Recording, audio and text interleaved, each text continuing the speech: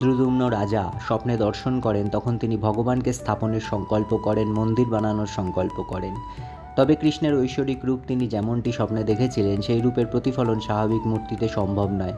তাই নির্মাণ করা হয় একটি অদ্ভুত অলৌকিক কাঠের মূর্তি, যেখানে চোখ রয়েছে বড় কিন্তু নেই চোখের পাতা। অন্য একটি কিংবদন্তি অনুসারে বিষ্ণু ভগবান নিজেই কাঠুরে রূপে এসে এই মূর্তি গড়েন, কিন্তু একটি শর্ত দেন, মূর্তি নির্মাণের সময় কেউ যেন কক্ষের দরজা না খোলে, কক্ষ বন্ধ অবস্থায় মূর্তি তৈরি হবে। কিন্তু রাজা অস্থির হয়ে পড়েন অনেক দিন চলে যাওয়ার পর। কি হচ্ছে এটা বুঝতে না পেরে কৌতূহলবশত দরজা খুলে ফেলেন। তখন বিষ্ণু সেই অপূর্ণ অবস্থাতেই নির্মাণ থামিয়ে দেন। ফলে সেই থেকেই আজও জগন্নাথ, বলভদ্র ও সুভদ্রার মূর্তি অসম্পূর্ণ এবং জগন্নাথ দেব, বলভদ্র ও সুভদ্রার চোখে নেই পাতা। আরও একটি দার্শনিক ব্যাখ্যা রয়েছে।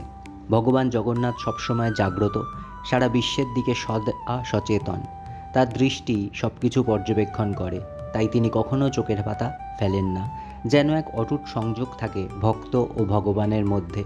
জগন্নাথের চোখ নিষ্পলক হওয়ার কারণ হলো এটি তার মহিমা এবং অনন্ত জ্ঞান ও দৃষ্টির প্রতীক। তার চোখগুলি সকলকেই সমানভাবে দেখছে, কোনো পার্থক্য ছাড়াই, যা তার সর্বজনীন দেবতা স্থানটিকে আরও শক্তিশালী করে। এই বিশ্বাস প্রচলিত যে জগন্নাথের চোখগুলি সর্বদা খোলা থাকে, যা বোঝায় যে তিনি সর্বদা জাগ্রত এবং তার ভক্তদের দিকে তাকিয়ে থাকেন। এটি তার জ্ঞান ও দৃষ্টিশক্তির প্রতীক, যা তাকে সর্বজ্ঞ এবং সর্বব্যাপী করে তোলে। কিছু লোক বিশ্বাস করেন যে জগন্নাথ দেবের চোখগুলি নিষ্পলক হওয়ার কারণ হলো তিনি সর্বদা তার ভক্তদের জন্য প্রস্তুত এবং তাদের দিকে সাহায্যকারীর হাত বাড়িয়ে দেন। এটি তার ভালোবাসার প্রতীক, যা তাকে ভক্তদের জন্য আরও বেশি আকর্ষণীয় করে তোলে। অন্যান্য দেবদেবীর মতো জগন্নাথ দেবেরও চোখ প্রতীকী। তার নিষ্পলক চোখগুলি তার অনন্ত জ্ঞান, দৃষ্টি এবং মহিমা প্রকাশ করে, যা তার ভক্তদের জন্য একটি গভীর এবং আধ্যাত্মিক বার্তা বহন করে। জগন্নাথ দেবের এই নিষ্পলক চোখ আসলে আমাদের প্রতি তার অশেষ কৃপা, দৃষ্টির প্রতীক।